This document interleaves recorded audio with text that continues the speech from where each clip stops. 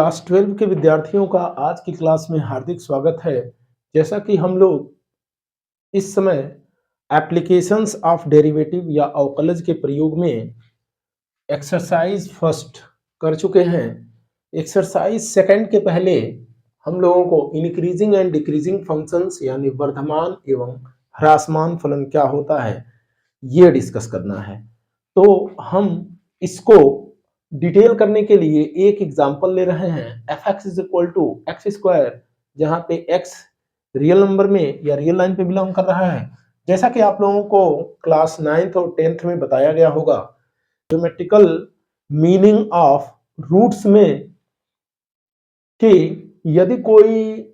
Polynomial f x equal to x square की तरह का होता है या कोई polynomial f x is equal to a x square plus b x plus c के फॉर्म का होता है, तो उसका जो कर्व होता है वो पैराबोलिक कर्व होता है। या तो अपवर्ड ओपन होगा पैराबोलिक कर्व या तो डाउनवर्ड ओपन होगा पैराबोलिक कर्व। तो हम लोग यहाँ पे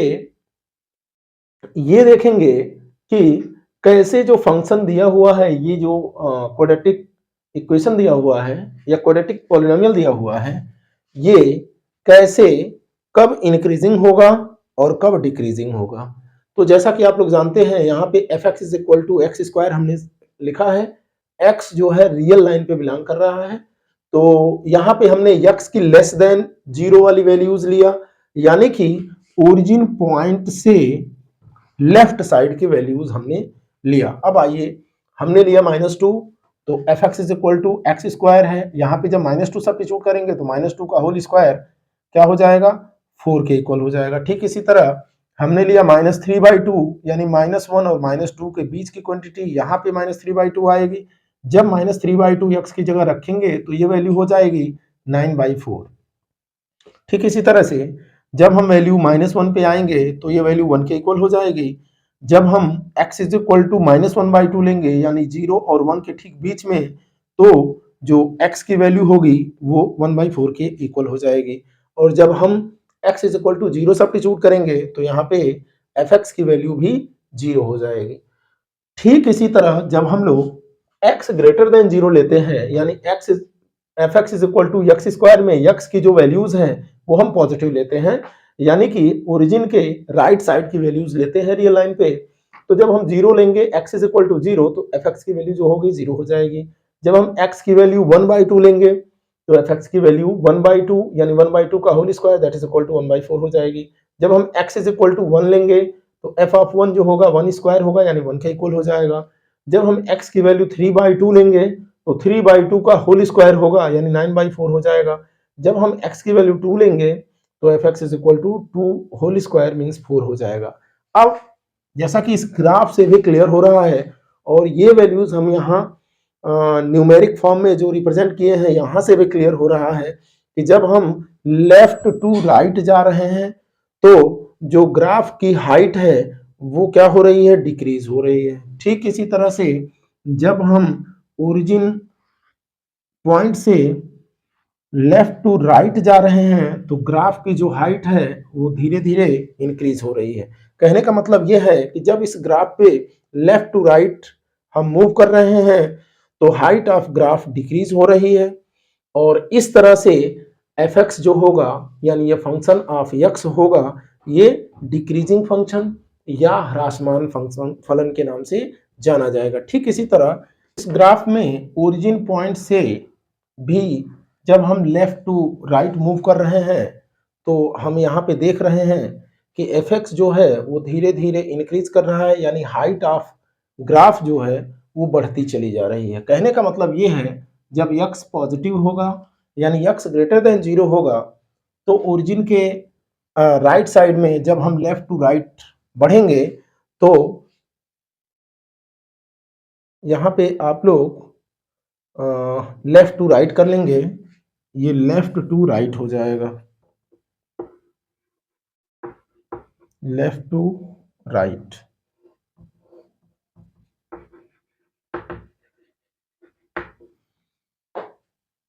तो जब हम यहाँ से ओरिजिन से लेफ्ट टू राइट जाएंगे तो यहाँ पे हाइट ऑफ ग्राफ जो हो रही है वो इंक्रीज हो रही है,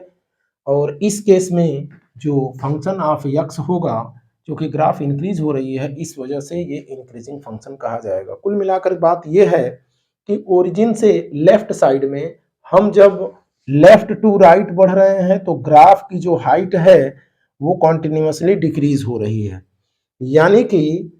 इस तरह से एफ एक्स जो होगा वो डिक्रीजिंग फंक्शन हो जाएगा। जब हम ओरिजिन से लेफ्ट टू राइट बढ़ रहे हैं तो ग्राफ कॉन्टिन्यूसली इंक्रीज हो रहा है, ग्राफ की हाइट कॉन्टिन्यूसली इंक्रीज हो रही है, यानी कि ओरिजिन से राइट साइड में जो ग्राफ एफ एक्स होगा ये इंक्रीजिंग फंक्शन हो जाएगा। अब शायद आप सभी लोगों को पूरी तरह से समझ में आ गया होगा कि एफ एक्स को डिक्रीजिंग या ह्रासमान फलन कब कहते हैं और एफ एक्स को इंक्रीजिंग या वर्धमान फलन कब कहते हैं। एक बार पुनः मैं इसको क्लैरिफाई कर दूं। जब हम इस पैराबोलिक कर्व पे ओरिजिन के लेफ्ट साइड में लेफ्ट टू राइट आ रहे हैं तो ग्राफ की जो हाइट है कॉन्टिन्यूसली डिक्रीज हो रही है, और जब ग्राफ की हाइट कॉन्टिन्यूसली डिक्रीज हो रही है तो F x is equal to x square, जो हम लोगों को फंक्शन दिया हुआ है, फलन दिया हुआ है, इसको हम लोग डिक्रीजिंग फंक्शन कहेंगे। अब हम ओरिजिन के राइट साइड में जब आते हैं तो हम पाते हैं कि जो जो लेफ्ट टू राइट हम मूव करेंगे ग्राफ की जो हाइट है ये कॉन्टिन्यूसली इंक्रीज होती चली जा रही है। इस कारण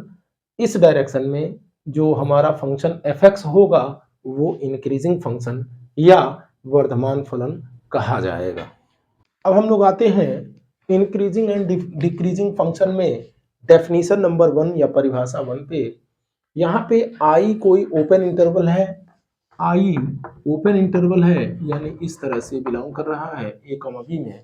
जिसमें ए और बी की वैल्यू हम लोग ओपन इंटरवल में क्या करते हैं, एक्सक्लूड कर देते हैं। क्लोज इंटरवल में ए और बी दोनों वैल्यू ले लेते हैं। तो यहाँ पे आई कोई ओपन इंटरवल है और जो रियल वैल्यूड फंक्शन एफ के डोमेन में लाई कर रहा है, तो यहाँ पे एफ को हम लोग इंक्रीजिंग कब कहेंगे, इंक्रीजिंग तब कहेंगे increasing on I if x1 less than x2, यानी कि यहाँ पे x1 की वैल्यू यदि x2 से लेस होगी किसमें, आई में, यानी आई का जो ओपन इंटरवल है उसमें। तो यहाँ पे यदि फंक्शन ऑफ x1 हम लेंगे और उस फंक्शन ऑफ x1 की भी वैल्यू यदि less than function of x2 से होगी तो हम लोग कहेंगे कि जो फंक्शन एफ एक्स है ये एफ ये क्या होगा, इंक्रीजिंग होगा आई पे। ठीक इसी तरह डिक्रीजिंग कब होगा फंक्शन एफ आई पे, यदि x1 की value less than equal to है, लेस देन x2 है आई में, और यदि इसका फंक्शन हम दोनों तरफ लेते हैं तो एफ एक्स1 की वैल्यू क्या हो जाए, ग्रेटर देन हो जाए एफ एक्स2 के, तो इस केस में हम लोग कहेंगे कि फंक्शन एफ क्या है, डिक्रीजिंग फंक्शन है। यदि constant on I if f x is equal to c, यानी कि f x is equal to c यदि वैल्यू हमको आ गई, यानी कि आई जो इंटरवल हमको दिया हुआ है इसके लिए एफ एक्स की वैल्यू अचर हो गई या कांस्टेंट हो गई, तो इस तरह के फंक्शन को हम लोग नाइदर इंक्रीजिंग नॉर डिक्रीजिंग, न तो वर्धमान और न ही ह्रासमान फलन कहेंगे। तो हमने यहाँ पर ग्राफ बनाया था, यानी इस ग्राफ में पहला जो ग्राफ था उसमें हम लोग देख रहे थे कि जो हमारा कर्व था या फंक्शन की वैल्यू थी वो ऐसे इंक्रीज हो रही थी। दूसरे वाले ग्राफ में हम लोग देख रहे थे कि फंक्शन की वैल्यू नीचे की तरफ डिक्रीज हो रही थी, जबकि तीसरे या सबसे नीचे वाले ग्राफ में जो फंक्शन की वैल्यू है वो बिल्कुल कांस्टेंट थी, यानी एक्स एक्सिस के पैरेलल चल रही थी। इस तरह से हम कह सकते हैं कि पहला वाला जो ग्राफ था x1 लेस देन x2 के लिए एफ x1 जो था वो लेस देन एफ x2 था। दूसरे वाले ग्राफ में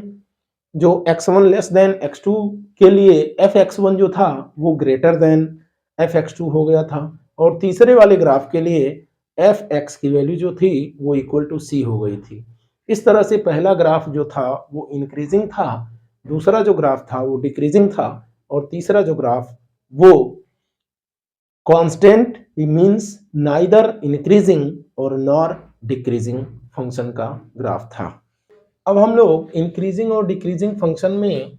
फर्स्ट डिफरेंशिएबिलिटी टेस्ट पर बेस्ड जो पहला थ्योरम दिया हुआ है, जिसका यूज करके हम लोग इस चैप्टर का अगला एक्सरसाइज करेंगे,